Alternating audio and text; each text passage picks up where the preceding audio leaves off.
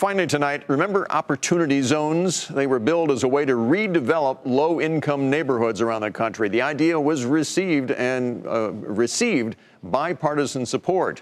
But now some are calling these zones a missed opportunity.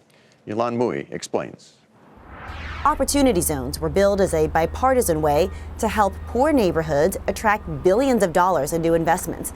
And Senator Cory Booker told CNBC this summer that he was on board. We have got to make sure that this economy is working for the ideals that we talk. That's why I passed a piece of legislation with Tim Scott across the aisle for opportunity zones.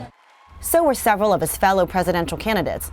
Mayor Pete Buttigieg championed the program as a way to drive inclusive growth in South Bend, Indiana. Entrepreneur Andrew Yang was part of the think tank that came up with the idea. But now the political winds are shifting. What was once one of the only bipartisan provisions of the new tax law has come under attack as a handout for the wealthy. Take this Opportunity Zone Investment Fund founded by Anthony Scaramucci. In this presentation for potential investors, the first project is in a trendy neighborhood in New Orleans. The new Virgin Hotel is an experiential lifestyle property with a premium room product.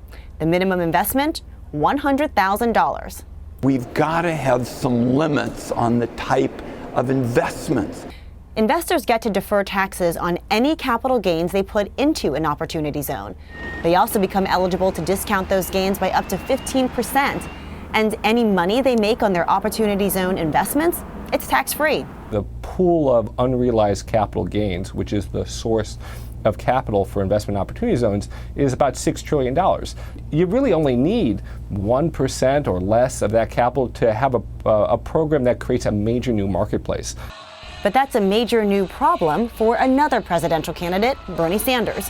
He tweeted, "We're going to end this tax scam and invest in working class communities that have been fleeced."